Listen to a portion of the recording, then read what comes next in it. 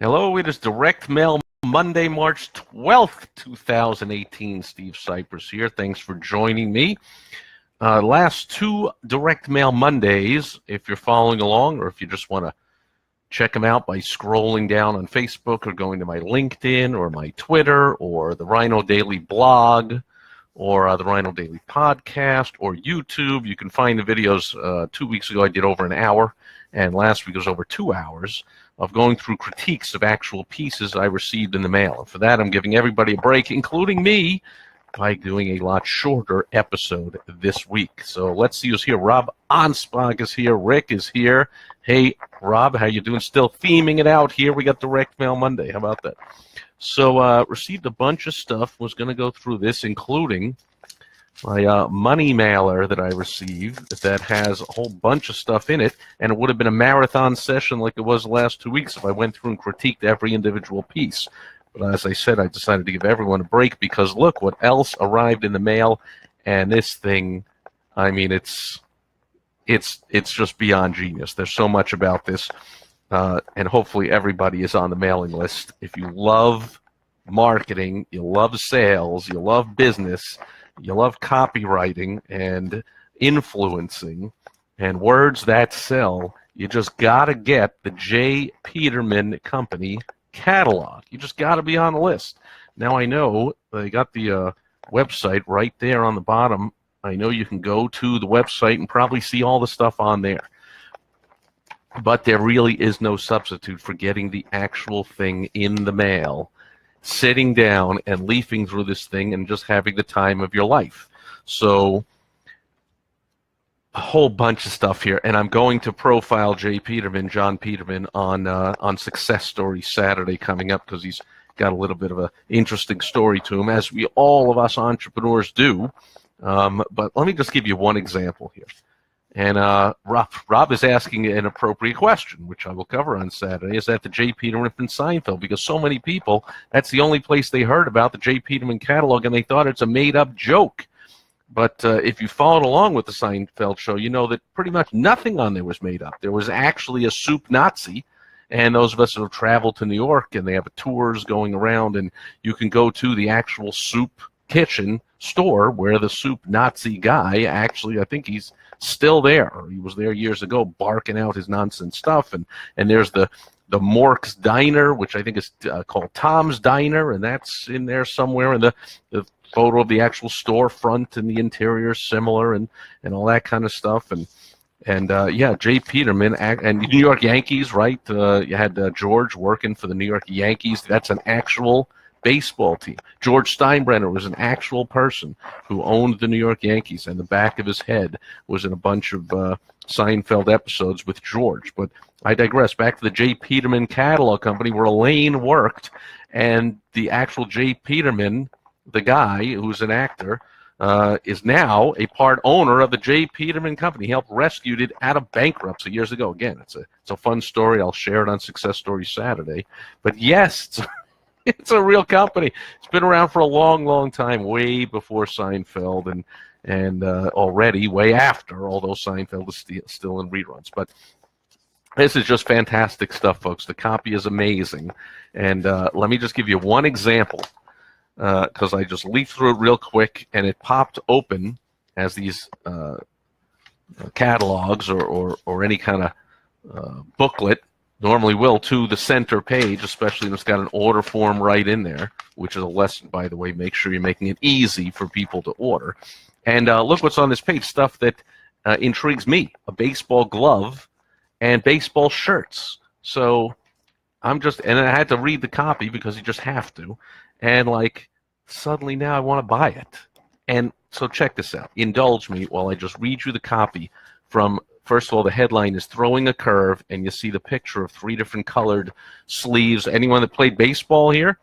Rob or Rick or anyone else, if you played baseball, you knew you wore these undershirts under the short sleeve baseball uniform, and it would show with the sleeves going through it for long sleeves. So you match the sleeves, the color of the uniform you were wearing when it was a little chilly and you wanted to wear something other than in the heat of the summer when you would just wear the short-sleeved uniform. These are the longer sleeves for the early in the season, later in the season, like right now. I mean, I'm here in Arizona. Spring training is going crazy here. There's like 18 or more teams that are here playing games every single day.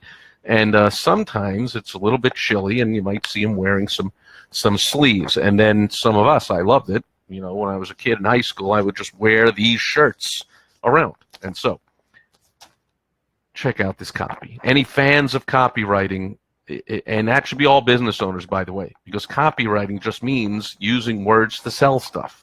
And copywriting means doing it in print, but it's been said, and who said it? Maybe somebody can help me out, that salesmanship, copywriting is salesmanship in print. So all the copywriter is really doing is taking the words that a face-to-face, nose-to-nose, toes-to-toes salesperson would say to sell whatever stuff you're selling, and put it down in print, and then it becomes copywriting. So all business owners, I mean, at our core, we're salespeople. If you don't sell stuff, you don't really have a business, do you? And a lot of us, when we first start a business and we're doing everything, that includes, most importantly, doing the selling. Otherwise, you know, it's great that you can do the rest of the stuff, but you're not going to get a chance to, because you can't sell and get any kind of customers or clients or patients or members or whoever you get for your business. So here's the headline. Is throwing a curve, period. For some reason, there's a period after that. Okay, intriguing. Throwing a curve. And then I see the shirts, and so right away, this is about baseball. I'll read it. It's only a few paragraphs here. Tell me that after I read this, by the way, tell me if you are not feeling compelled to get the catalog and read cover to cover just for enjoyment every single month and want to buy everything. Now, remember, this is a T-shirt. T-shirts go for like $10, right? Maybe you could overpay and get them for $20 somewhere. But a T-shirt like this, $10-20 max. So what do they have to say? I mean, if you so this is how T-shirts are normally sold in my life, right? You go into a store, and it's a clothing store, and there are the carousel racks with the shirts, and you look at your size, and you look at the different types and the colors, and there's a sign on the top that says T-shirts $10. And so you go look for your size and the color that you want. That's it. There's no salesperson. There's no words. There's not even words on the sign other than T-shirts and a price. Maybe the manufacturer. You know, but what would that be? Hanes T-shirt? No. T-shirts, $10. Baseball shirts, $10. That's it. No copy, no selling, no whatever. They get $10. Watch what happens when you do some selling. Sleeves is what we called them. They were plain and ordinary, nothing to think about twice, or so I thought. But now I realize they were unduplicatable. I still have mine and a few emotions dating from my days in professional baseball. John Peterson did play pro baseball, I think, for the Pittsburgh Pirates. Again, I'll share that on Success Story Saturday. When we wore our sleeves, it was always the best time of the year. We were beginning to feel up. And notice this is the spring edition, right? Early spring 2018. So baseball, coming of spring. Best time of the year. We were beginning to feel up. I laugh at the imitations today. They have pseudo names like river shirts, punting jerseys, Henley pullovers, none of which I've ever heard of, by the way. Sleeves are, were, and always will be comfortable and engaging to wear. I never thought of them as engaging. Engaging. It's a shirt. Lightweight, warm, not hot, not itchy, not sticky, not fussy. Sleeves are good looking in the way things are when they aren't trying to be good looking. Boy, if that were true about me, change everything. And you still don't have to play professional baseball to get one. Authentic baseball sleeves, number 1949. This is a catalog, after all. 2-button placket. Don't know what that means, placket. But it sounds interesting, intriguing. Made of 2 layers of good cotton, as opposed to bad cotton. 2 layers, okay. To wick away moisture. Outer fabric has minute pores like pigskin. A little sleeker. A little sleeker than pigskins. Maybe he's, as a baseball player, he's taking a little dig there at football players. But anyway, imported, men's sizes, small, medium, large, extra large, double extra large, colors natural and orange, natural and navy, natural and royal blue. So those 3 colors are the only colors even. Come on now. I bet anyone that's watching this on a computer, I mean, go to a computer, type into Amazon.com or wherever your favorite online store that would sell T-shirts, and look up, sleeves, baseball T-shirts, and you're going to find maybe even more sizes than just these few, but certainly more colors. You're going to see red and yellow and green and purple, every single color under the sun, not just orange, navy, and royal blue. And then my favorite part, the price. Who can guess? Anyone else? Boyd is here. Good seeing you. $10 on Amazon, maybe 15, maybe. Price. That's right, folks. Not a typo. $69 for one, not for a dozen. $69. $69 for a cotton T-shirt. Is anyone just cracking up as hilariously as I am?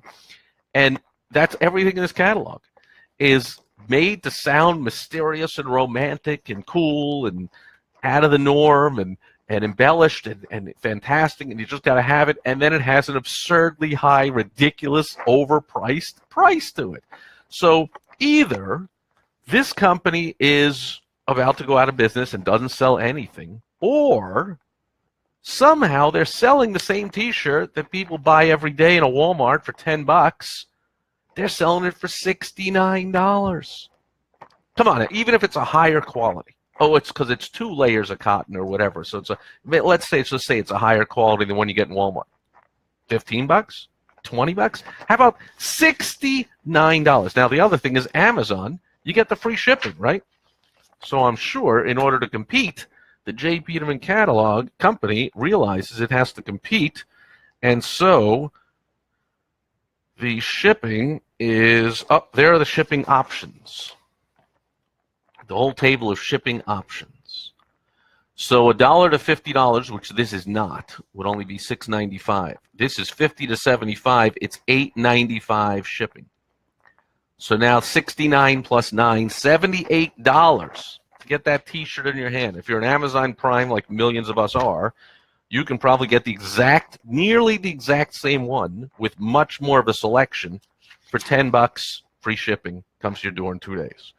I wouldn't put it past them if it said on here in small print, allow 3 weeks for delivery too. Like, let's not compete on price. Let's not compete on shipping costs. Let's not compete on selection. How are they selling it?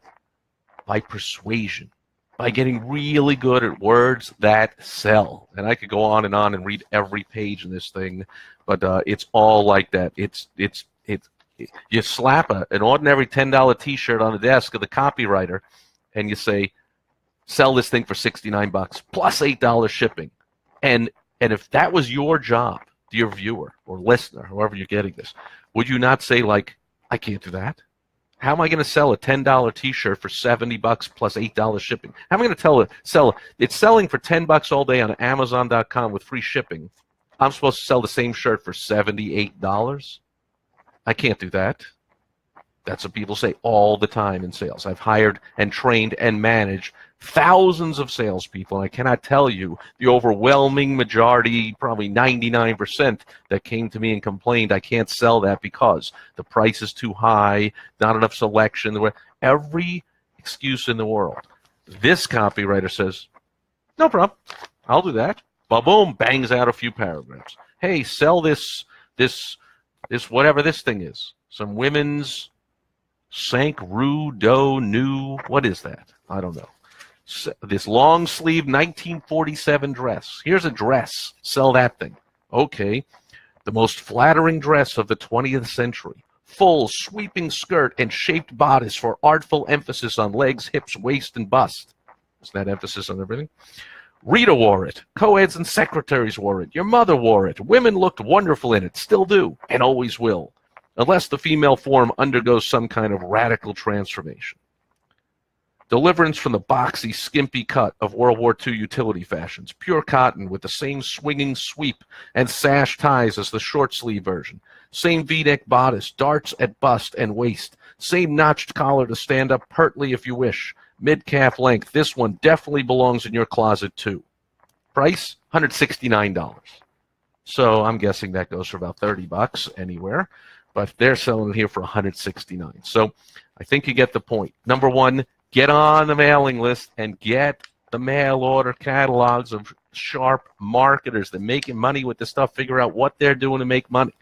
And they're using the WOW strategy as all successful marketers do. And this is a great lesson about the middle letter of the WOW strategy, the O, the irresistible offer. I'll start with the other two letters first because they're simple and they're obvious. The first is the W. You got to know your who, your target market. The target market, Jay Peterman. Is it the Walmart shopper? The Amazon shopper that just says, I want price, I want the lowest price. I don't care what it's like. I don't care the quality.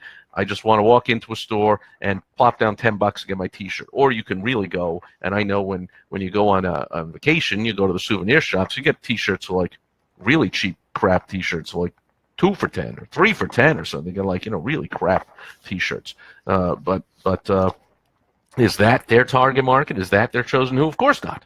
Their chosen who is the upscale, like on the Seinfeld show. It's the Upper East Side, successful New York people or people anywhere that have some money, and $10, $20, $50 doesn't matter. What's the difference? If I want something, I want something. I'm not looking at the price. They don't look at the price when they go to the menu. If they go out to dinner, they don't go to McDonald's or Sizzler or Chili's or whatever. They go to a restaurant they like, and they pay 3 times what the people are paying in Chili's for the same thing. For a sandwich, they're paying 3 times that much because they're in the restaurant they want to be in the Scottsdale, Arizona. My goodness, there's so many restaurants around here with the same food that you can get in a cheap restaurant. Get a sandwich for $5, but in these, restaurants in fancy Scottsdale, Arizona, they're $15, $20. So they got to know their target market, the who. Okay. The last W stands for the way that you get your irresistible offer to your target who, and that depends on how they would like it. So I'm sure you can get this stuff online, but that's not likely where their ideal customer is buying. It's from the print catalogs. There's another lesson for Direct Mail Monday. If you are ignoring what is still the most effective and cost-effective way to sell anything, it's through direct mail, through actual paper being delivered in the mail. Can you imagine somebody sitting down and saying, I'm going to sit down on my computer now for a few hours in front of the fireplace and really enjoy reading through every item in the J. Peterman website? Not as likely, anywhere near as likely as saying, the catalog arrived, honey. I'm going to sit, get me a glass of lemonade. I'm going to sit outside, watch the sunset, and I'm going to read through this catalog, and I'm just going to be cracking up at all the descriptions and laughing and diving into a world of mystery, and before you know it, I'm going to buy like $500 worth of stuff because it just sounds like fun, and I just got to have that in lieu of leather, whatever that is. That is a I don't know what it is. Shirt, a blouse. You found it. Shoes. I just got to have those now. Why do I got to have those if they were just in a shoe store on a shelf where it just says shoes, green? Without, no, I got to have them because of this electrifying embroidered booty will have them needing you back on set. These darlings have all the extravagant cowgirl boot panache without the pesky cowgirl boot drama. Easy slip-on action with the elastic insets. Rubber heel cap for traction and comfort. Eye-popping aqua-dyed leather with dazzling floral embroidery. Stitched, dyed, pulled, and nailed by hand in Mexico. A bona fide conversation piece you will love and appreciate having in your arsenal. I mean, there's just, I can pull apart the copy, but there's just too much great stuff there. They're barely describing the features, but they're really making it sound like this is just something you just got to have. How can you not have this? You got to just read this stuff and say, I want this. Now, in the old days, and again, I'll share this on Success Story Saturday, but as the story goes, in the old days, actual J. Peterman catalog was actually full of stuff that was rare and was found all over the world, and they would source out some interesting stuff. But now you see there's even just come on now, there's a T-shirt on the same page with a baseball glove. And I'm sure you can go anywhere and Dick's Sporting Goods and get this exact same model baseball glove for, I don't know, $75 or something for a nice baseball glove. What's this one go for? $350. $350. Maybe it goes for $100 in the Dick's Sporting Goods store or something. But once you go reading through this copy, you just got to have this one, right? So that's the way or ways that they use to get their offer, their irresistible offer in front of their chosen who. And this way is the print catalog. And then you get what's known as engagement. People actually sit down, they read through this, and after an hour of reading through this and laughing, enjoying themselves, and just being in awe of the writer and how does he come up with this stuff, and like, you know, I can't begrudge the writer all this good work he just did in the entertainment. I mean, if it was a novel, I would have paid the $10-20 for it. If it was a movie, I would have paid the $20 to go see it, you know, and the popcorn and whatever. Like, I just had 2 hours of enjoyment out of this thing, and so I'm gonna overpay by $20 for that T-shirt or whatever it is, or $30. That's the way. Believe it or not, you got to believe it. It works. Company exists, right? And now to the tricky middle letter. Hey, Steve, how is Steve going to say that this is an irresistible offer when it's way overpriced? Aha! That is a deep dive into the WOW strategy, because what's irresistible about the offer is not just the price. I talk about this all the time. This is a primo example. It's not just the price is what makes something irresistible.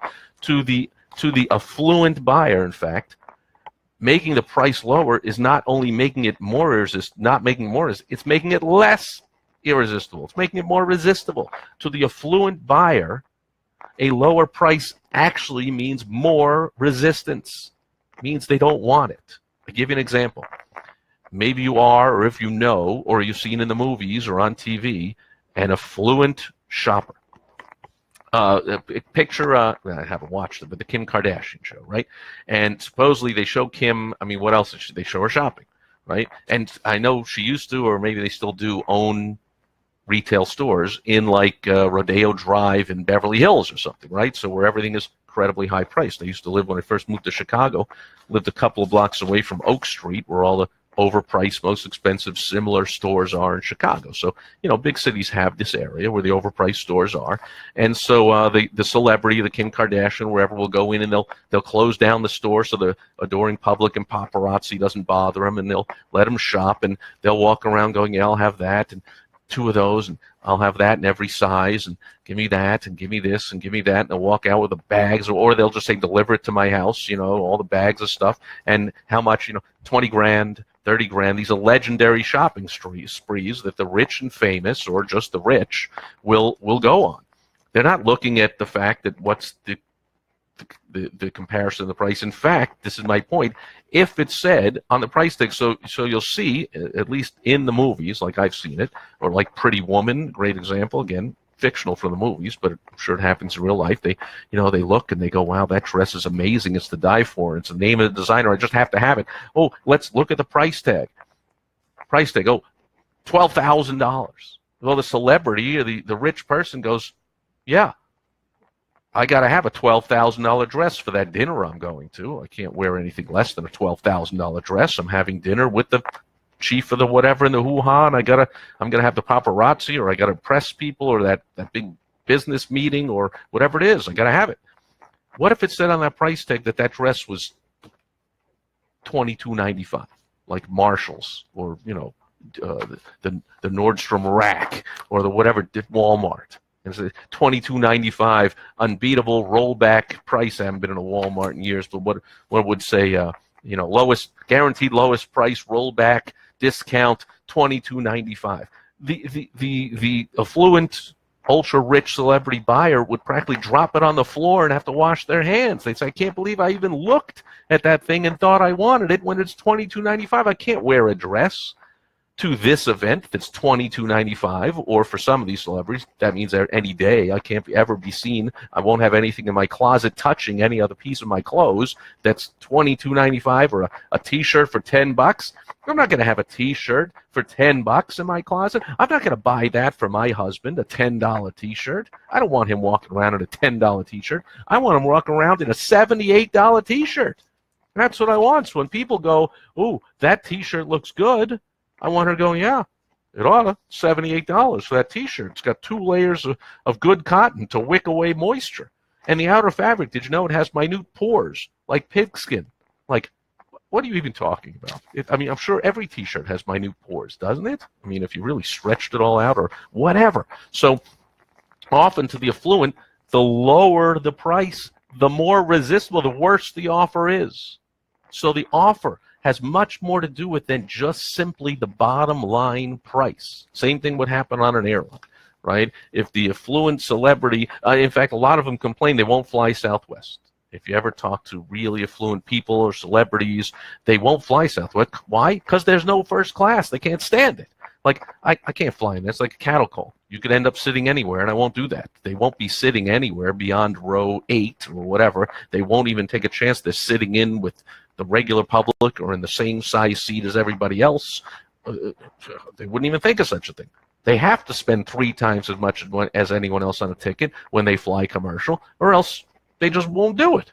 So if you said, hey, come fly Southwest, it's a $59 gotta get away ticket another way, a lot of times the affluent person is going like, yeah, can't do that. And if I'm buying a ticket for a client or for a speaker coming into one of my events, I'm not going to say, oh, I got your ticket on Southwest. Oh, thanks for coming to speak at my event, Mr. Well-known celebrity. I have top business speakers at my events. Brian Tracy, Les Brown. Do you think I can say to Brian Tracy, hey, I bought a $59 gotta get away ticket on Southwest. Get there early and stand in line for a while so you can get in on the cattle call and hurry up and get a good seat, and hopefully there's room in the overhead. You don't have to sit in the middle seat in row 30. Like, what? No, I can't do that. I have to say, here is a first-class ticket, Brian Tracy. Thank you for coming to speak at my event. So, again, the price is not the only thing that makes your offer irresistible. This is a great example of a case where the higher price and then all of the languaging, all the copywriting that goes along with it is what makes this irresistible. The fact that somebody reads through page after page after page and then just says, I gotta have that African safari, whatever, that'll make me feel like I'm in the Moroccan desert of the this, that, and heads will turn, and I'll be the talk of the town, and I'll walk into the room and be the focal point of where'd you get that, and that's so cool, and whatever. And like, man, I just gotta have that. That's irresistible. I just gotta have it. I cannot resist buying this thing because of the way you have presented it to me. That's the WOW strategy, folks.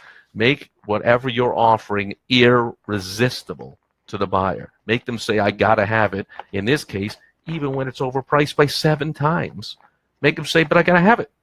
Because I'll bet that they don't sit there in a month and say, we have the same number of T-shirts in our inventories we had at the start of the month. I'll bet they have less. I'll bet somebody buys them. That somebody is going to say, I just had to have it. What a great description, and I had to have that shirt. I don't care, it's $78. Or some people, the real affluent, go, yeah, that's why I had to have it.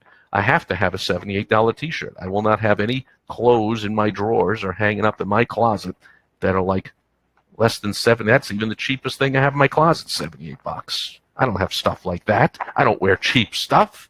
Okay, that's it for Direct Mail Monday. Gabrielle is here. Rob is here, and Rob says, Rob came up with a brilliant arbitrage. Oh, man. Of course, it's not true, but it is funny to think of that the J. Peterman catalog would order those T-shirts in bulk from Amazon sellers and then mark them up to $78. Sell them. Yeah, actually, when you think about it, it's even funnier because they likely buy them for less, right? They likely buy them for the same thing as those Amazon sellers. Get them for $5. Amazon, that means you can only mark them up to 10. A regular retail store would mark them up to 15 or so. But the J.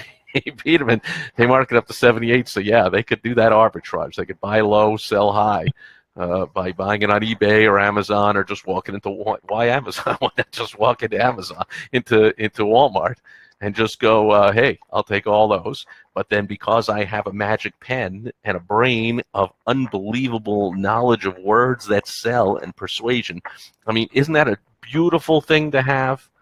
If you're that persuasive and that great a salesman and a copywriter that you could say, I could walk into any retail store, take anything they have in there, put some words to the paper, sell it to the audience I have that is predisposed. That's the who, the audience predisposed to buy stuff that has great, mysterious, romantic descriptions, and I can sell anything anywhere that I can find and make money. What a beautiful way to be. Now, when I did my 9 years of door-to-door sales, that's what I used to say. If I ever needed money, I knew I could walk into any discount store, and like a Walmart or a Big Lots or any of these stores, and buy like 50 of any cheap item that they had in there for like $2, and I could walk down the street and sell it for $5. And if I had 50 of them, I just made $150 for the day. And back 20, 30 years ago, $150 for the day, if you're broke, pretty good money. You can get by on that. So that's a skill I still have. I could go into any, and that just means I'm going down the street and I'm offering it to everybody, and 80% of people or whatever are saying no to me, and some people are going to go, yeah, I'll take that for $5. That's it. Give me that for $5 and I'll sell them. So great skill to have. When you can sell, you can get a job doing sales, or even better, once you sell your own stuff and make 100% commission. Take all the profit yourself. Make sense? So that's the beauty of being able to sell, and that's Direct Mail Monday, a tremendous, fantastic example of someone who knows how to sell, the J. Peterman Company. I will feature the story of John Peterman on Success Stories Saturday. But otherwise, I'll be back tomorrow with Topical Tuesday, where every Tuesday I take something that's happening in the news. Is there any news these days? I haven't noticed. And I'll take something that's on everyone's mind that's going on in the news, and I will teach a business lesson from it. So I hope you'll be with me tomorrow. Thanks to everybody for being here today. Thanks for everyone watching on the replay. I hope you had as much fun as I did.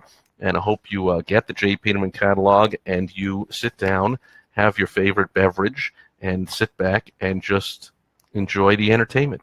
Again, many ways to be entertained, but when a salesperson can entertain, that's how that salesperson makes money. I wish that on all of you. Thank you for being here, Rick. Thanks, everybody, and I'll see you again tomorrow on Topical Tuesday. Over. Rhino of the Day. I didn't share the Rhino of the Day. No one even reminded me. I didn't even think about it. I didn't prepare one. I'll just pick something off my desk. How about this one? I don't know if I've shown this before. Here we have a glass or crystal, combination of the two. I think it's technically like a jewelry holder. And so it has this lid with the Rhino on it. How cool is that? There is the Rhino on the lid. And you see the reflection of my windows to a beautiful, can you see the view? Can't really see the view. Although you see it's sunny out there. And the mountains, those Phoenix Mountains in the distance, beautiful Arizona. Anyway, so there is a very cool, oh, and I've got what I got inside? I got a coin with a Rhino on it. So I have my Rhino coin inside my Rhino coin / jewelry holder. This very cool piece of glass with the Rhino on top and heavy, used on my desk as a paperweight, holds down some papers. And now that's it for Direct Mail Monday. Hope you'll join me again tomorrow on Topical Tuesday. Thanks, everyone, for being here today. Yes, it is indeed a beauty, is it not? Over and out.